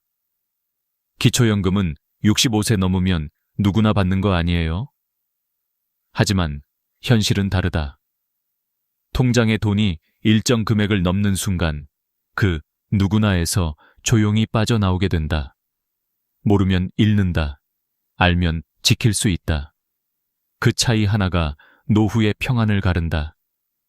2025년 기준 기초연금의 최대 지급액은 월 3,4G 50원. 작년보다 7,700원이 올랐다. 이 돈이 크다고 느껴지지 않을 수도 있다. 하지만 계산기를 두드려보면 이야기가 달라진다. 매달 34만 원, 1년이면 410만 원, 10년이면 4,100만 원이다. 은퇴자에게는 이게 생명줄이다. 그런데 이 돈이 소득인정액이라는 계산 방식 하나로 순식간에 사라질 수 있다. 많은 분들이 나는 소득이 없으니 당연히 받겠지라고 생각한다. 하지만 정부는 그렇게 단순하게 계산하지 않는다. 소득이 없어도 재산이 많으면 당신은 여유 있으니 연금은 필요 없다고 판단한다. 냉정하지만 제도의 현실이다. 예를 들어보자. 통장에 1억 원이 들어있다면 2천만 원은 기본 공제로 빼주지만 나머지 8천만 원은 소득으로 환산된다. 연 4%를 적용해 12개월로 나누면 매달 약 26만 6천 원이 소득으로 계산된다. 즉, 실제로 돈을 벌지 않아도 소득이 있는 사람이 되어버리는 것이다. 그렇다면 도대체 누가 받을 수 있을까?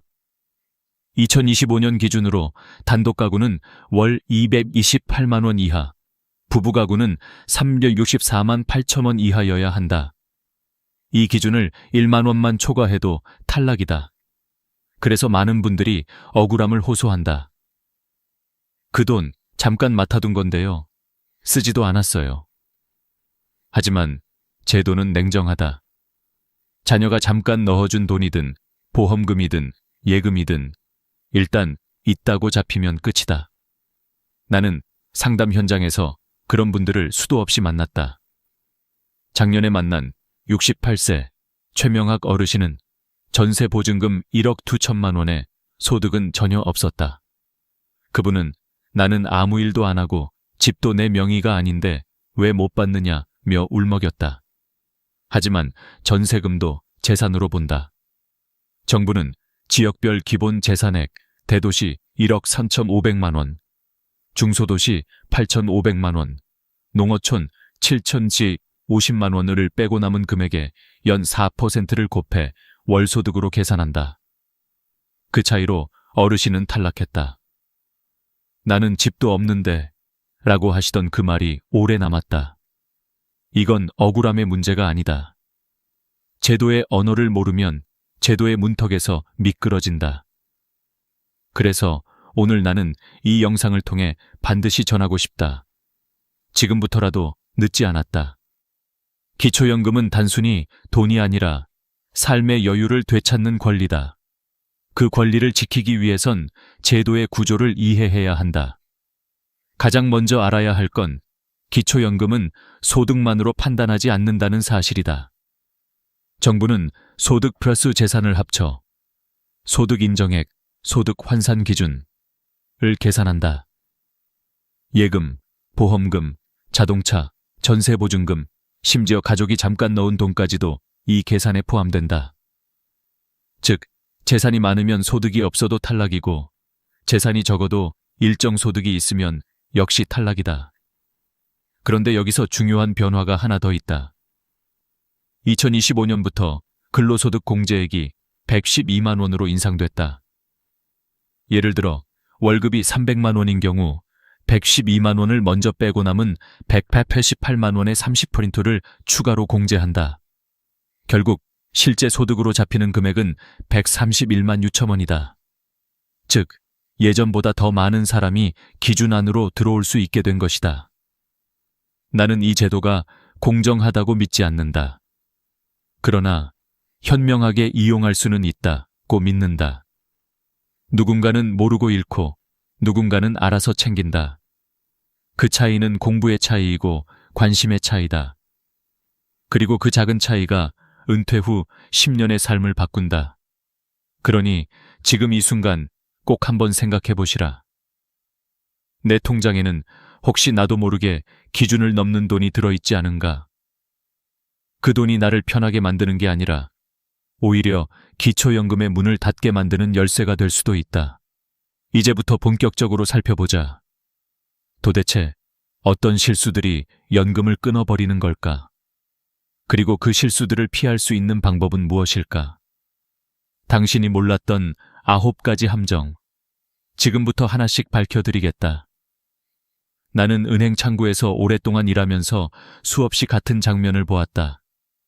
상담 테이블 너머로 어르신이 조심스레 물었다. 이거 잠깐 넣었다 빼면 괜찮죠? 그리고 몇 달 뒤 그분의 표정은 완전히 달라졌다.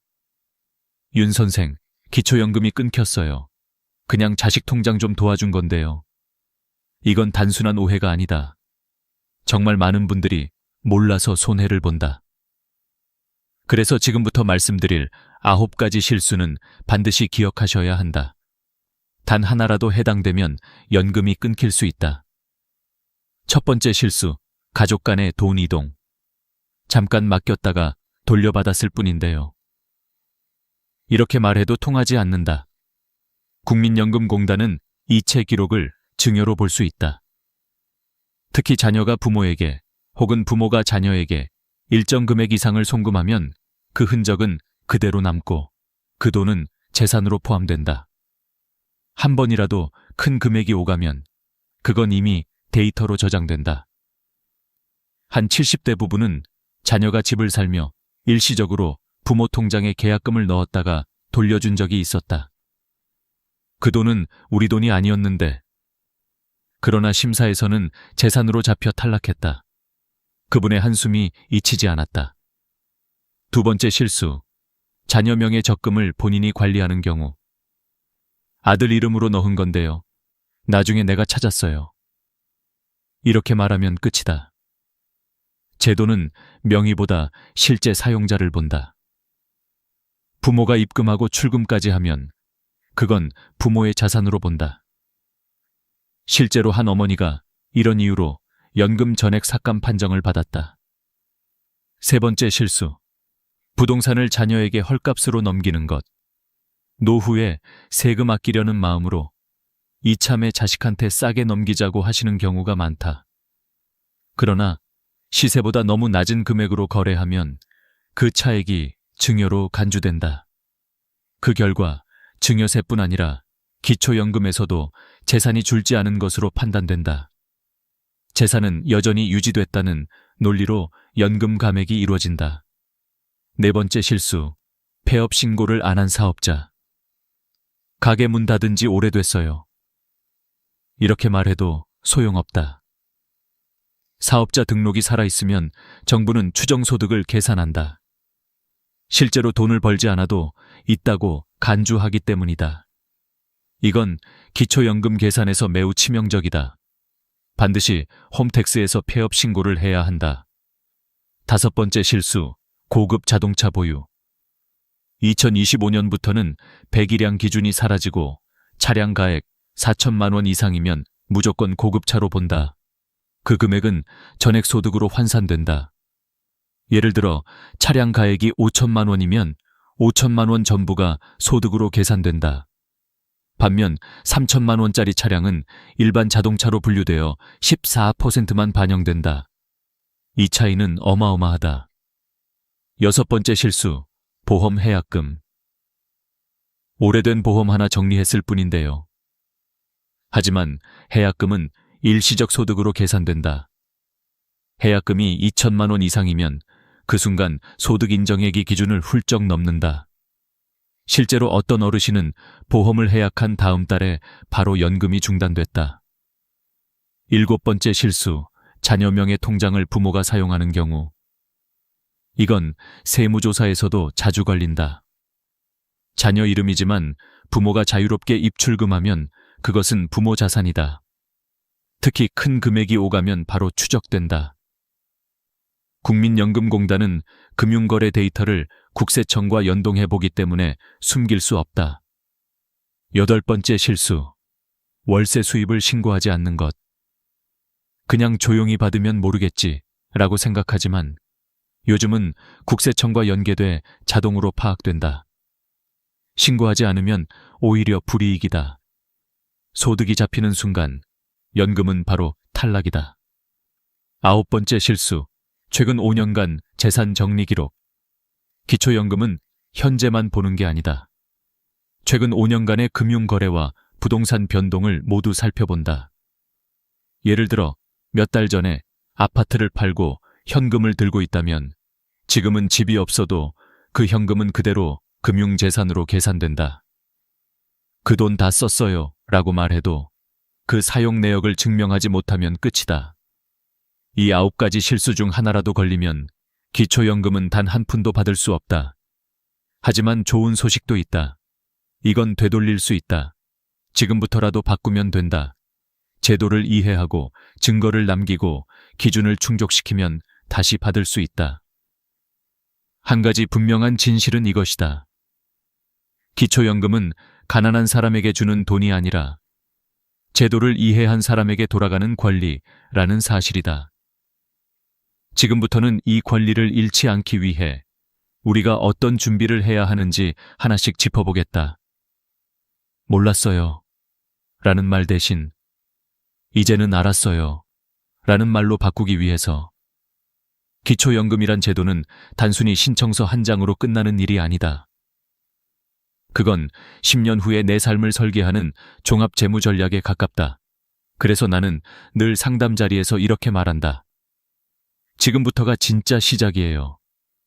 오늘은 그 시작을 돕기 위해 기초연금을 지키는 5가지 준비를 구체적으로 말씀드리려 한다. 이건 단순한 정보가 아니라 수많은 시니어 상담을 통해 실제로 효과가 입증된 전략들이다. 첫 번째 준비. 가구 기준의 함정에서 벗어나라. 많은 분들이 이렇게 말씀하신다. 나는 일도 없고 집도 없어요. 그런데 왜 탈락이에요? 하지만 기초연금은 개인 기준이 아니라 가구 기준으로 심사한다.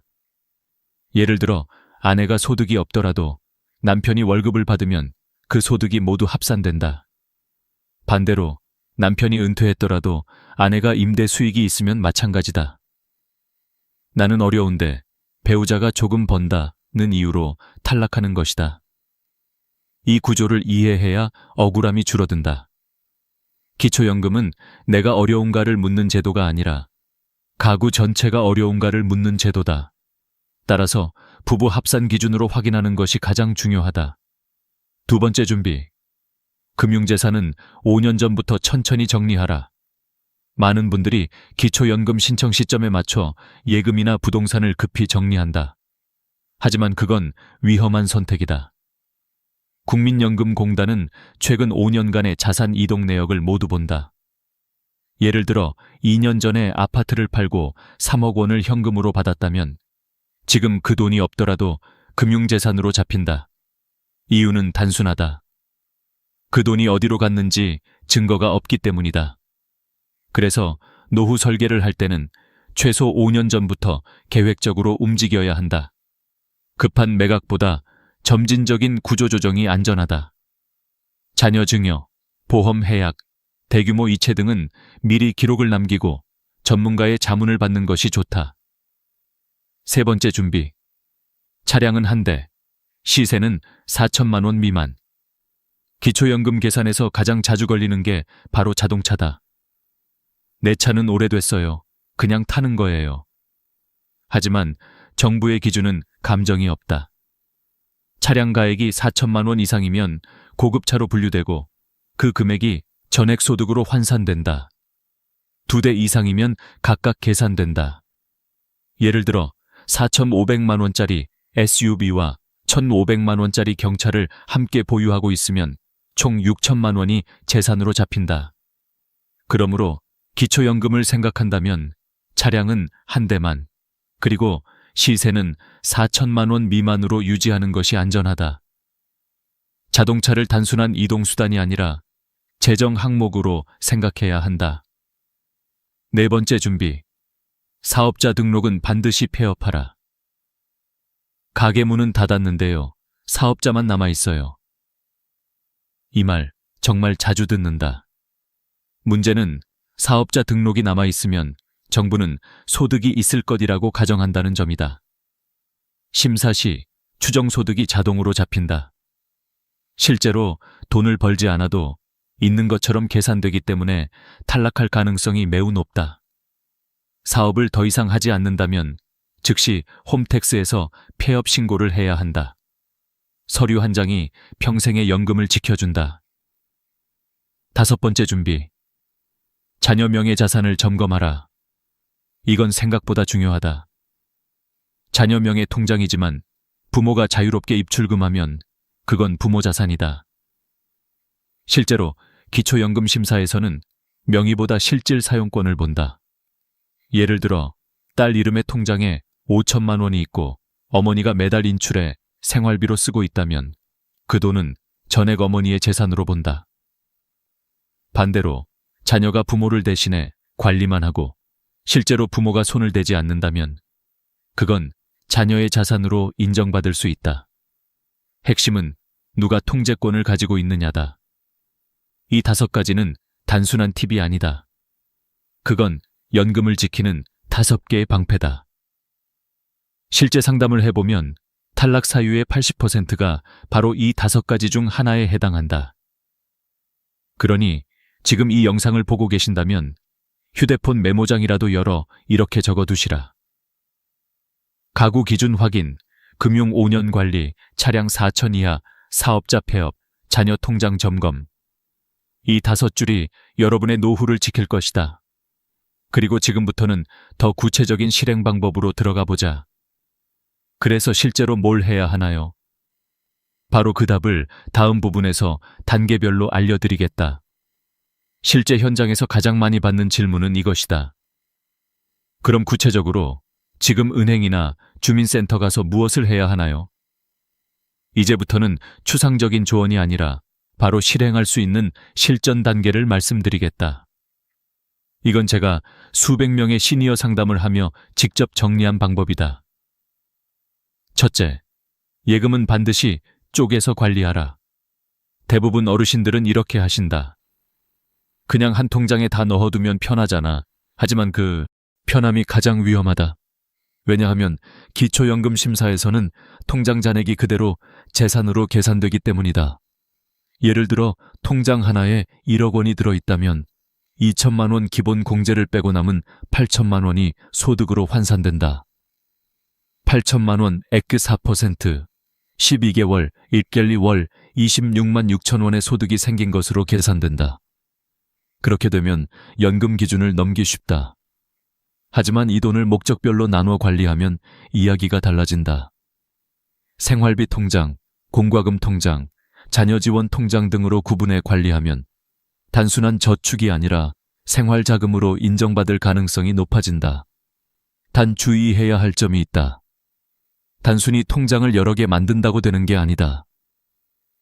입출금 내역이 생활비로 쓰였다는 흔적이 남아야 한다. 실제로 관리비, 자동이체나 병원비 결제, 식비 결제가 잡혀 있어야 한다는 뜻이다. 이런 기록들이 제도적 증거로 작용한다. 둘째, 보험은 무조건 해약하지 말고 전문가에게 먼저 물어라. 보험 해약하면 당장 돈이 생기니까 생활비로 쓰면 되잖아요. 이 말이 탈락의 시작이다. 보험 해약금은 일시적 소득으로 간주되기 때문이다. 예를 들어 15년 유지한 보험을 해약해 2,500만 원을 받았다면 그달부터 소득 인정액이 급등해 연금이 끊긴다.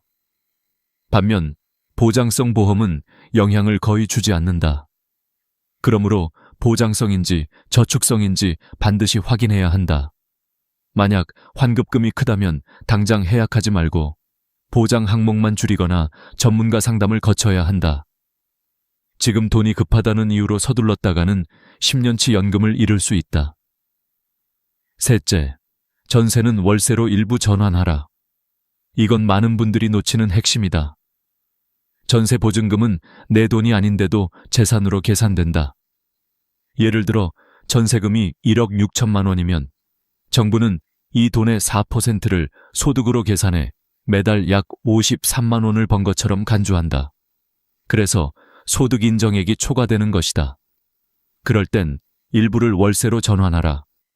예를 들어 보증금 1억 6천에서 3천만 원으로 줄이고 월세 40만 원으로 바꾸면 보증금이 줄어들면서 소득 인정액은 낮아지고 월세는 지출로 잡혀서 유리해진다. 단, 실제 임대차 계약이 있어야 하며 월세 이체 내역도 증거로 남아야 한다. 형식만 월세로 바꾸고 실제로 돈을 내지 않으면 조사 대상이 된다. 넷째, 세무사나 공인중개사 상담을 활용하라. 나는 가진 게 별로 없는데 굳이 전문가까지 찾아가야 하나요? 하지만 바로 그런 분들이 가장 많이 탈락한다. 왜냐하면 애매한 재산 구조를 설명할 줄 모르기 때문이다. 예를 들어 예금 4천만 원, 전세 보증금 1억 3천, 차량 시세 1천만 원이면 기준을 살짝 초과한다. 하지만 만약 차량이 폐차 직전이고 예금 중 절반이 자녀의 병원비였다면 전문가의 도움을 받아 서류로 증명만 하면 충분히 제외시킬 수 있다. 이때 중요한 건 진술이 아니라 증거다. 영수증, 이체 내역, 계약서, 폐차 확인서 등이 실제로 판단 기준이 된다. 게다가 요즘은 지자체 무료 상담 프로그램도 많다.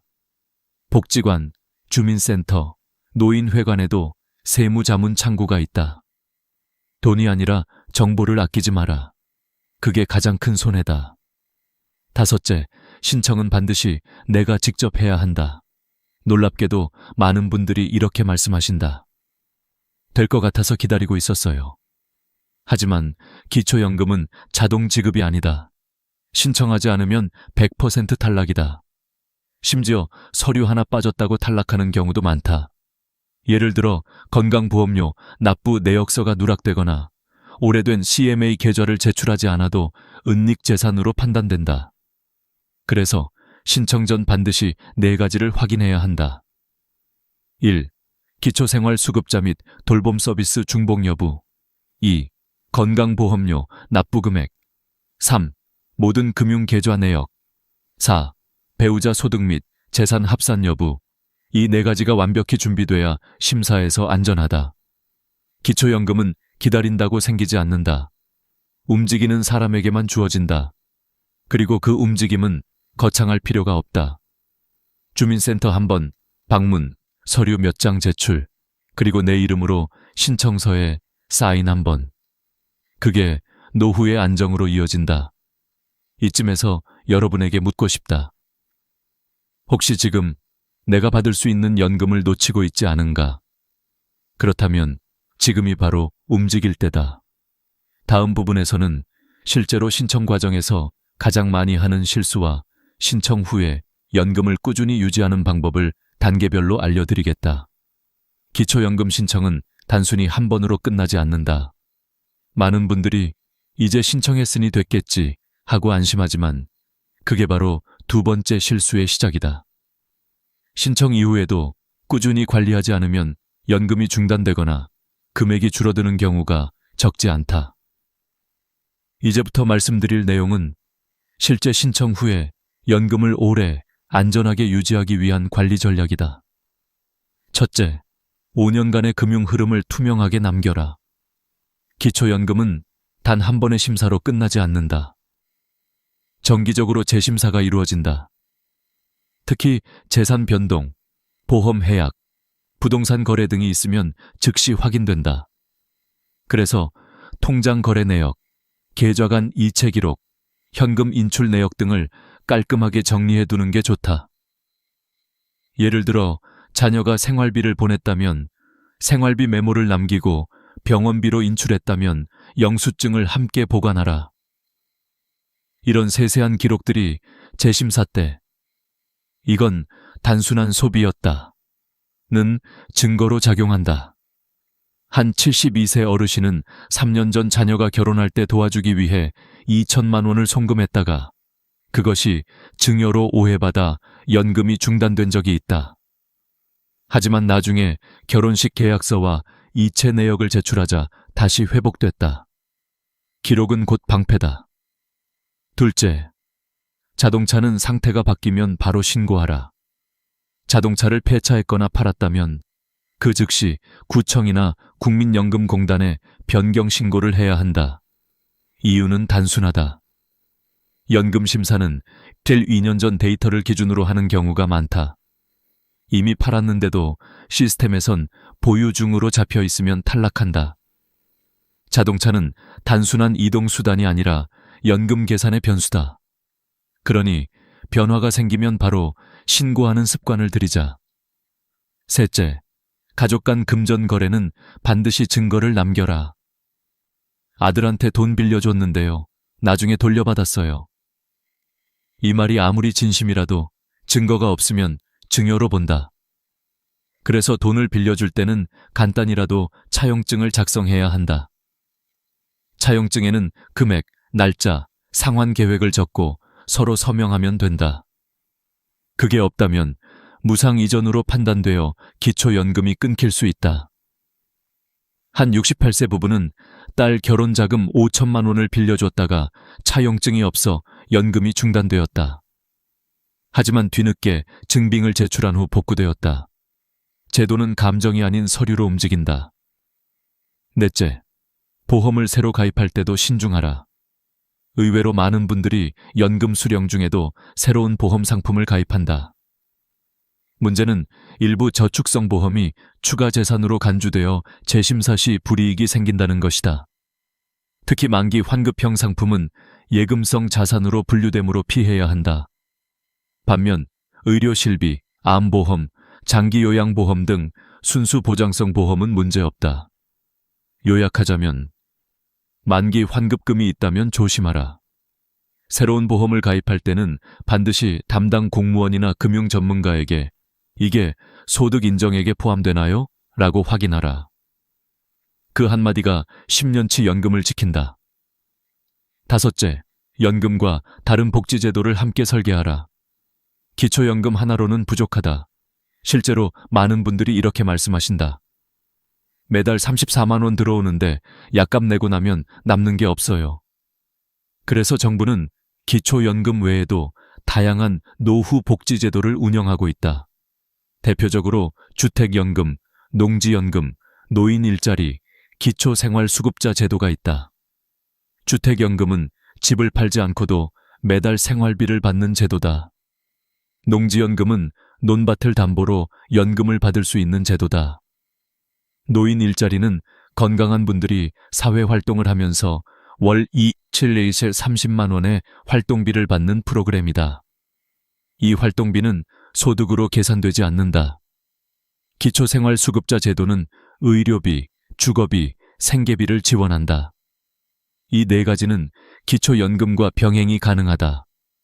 단, 신청은 별도로 해야 한다.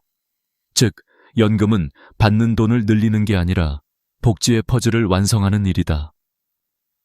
여섯째, 반드시 재심사 통지서를 챙겨라.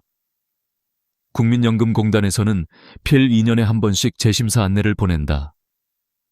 이 통지서를 놓치면 서류 제출 기한이 지나서 자동 탈락되는 경우가 있다. 특히 혼자 사는 어르신들은 우편물을 늦게 확인해 손해보는 일이 많다. 이럴 때는 공단 고객센터 13555로 전화해서 전자문서 서비스를 신청해두면 카카오톡이나 문자로도 안내를 받을 수 있다. 작은 습관 하나가 큰 돈을 지킨다. 이 모든 걸 실천하면 기초연금은 단순한 제도가 아니라 매달 들어오는 두 번째 월급이 된다. 통장에 돈이 찍힐 때마다 그건 단순히 금액이 아니라 마음의 안정감이다. 이번 달도 들어왔네.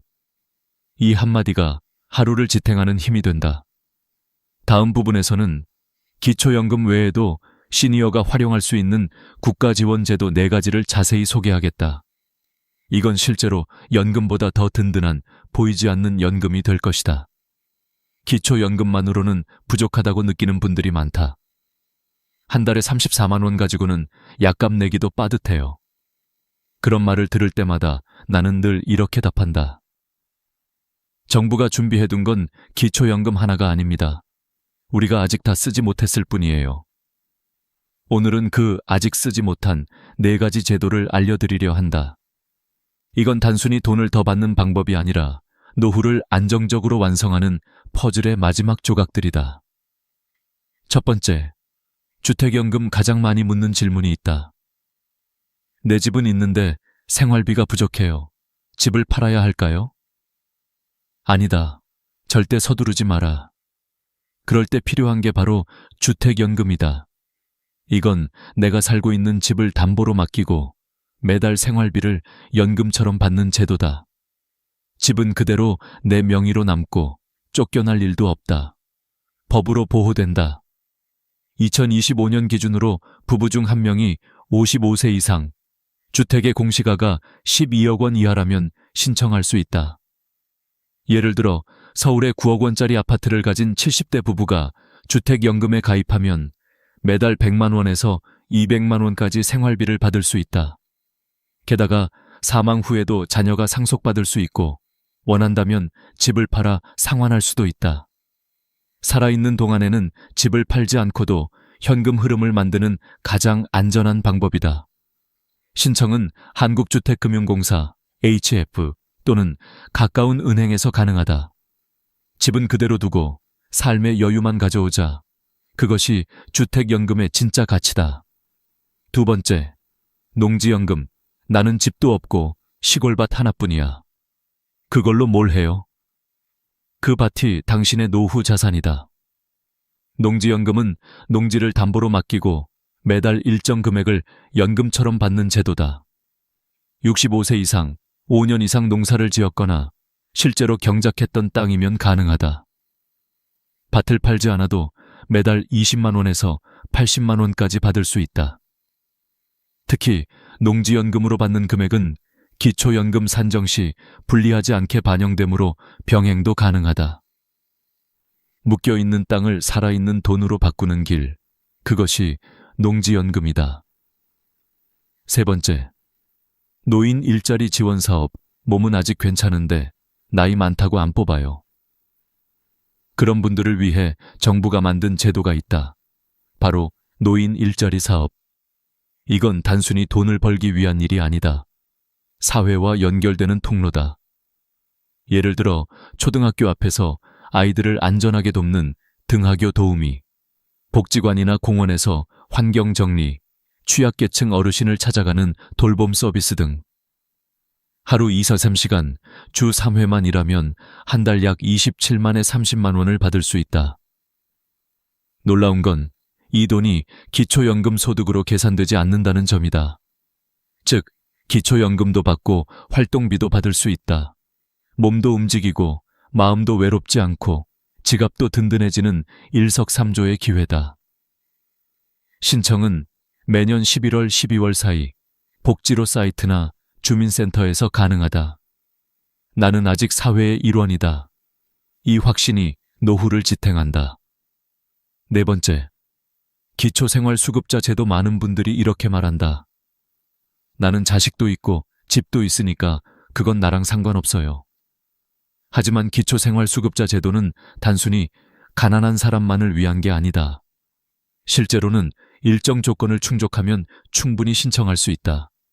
의료비, 주거비, 생계비를 지원받을 수 있고 병원비가 거의 무료에 가깝다. 수술비, 약값까지 지원된다. 주거급여로 월세 20만 원 가까이 보조받을 수도 있다. 생계급여는 현금으로 매달 50만 원 이상이 들어온다. 게다가 자녀가 따로 살고 있고 경제적으로 도움을 주지 않는다면 부양 의무자 기준이 완화되어 선정될 가능성이 높다.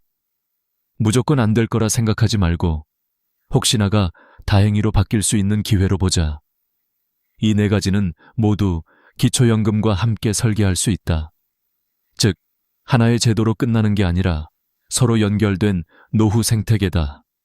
이걸 제대로 아는 사람은 안정된 노후를, 모르는 사람은 불안한 노후를 맞는다.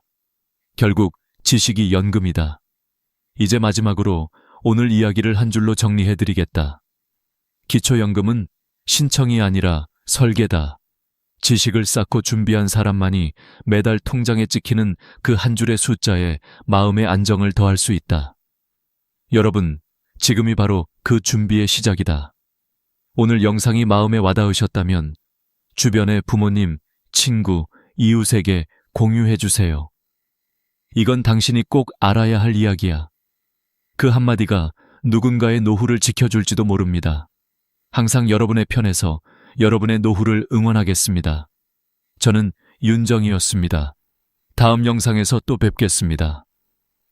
구독과 좋아요는 여러분의 마음을 나누는 가장 따뜻한 방법입니다.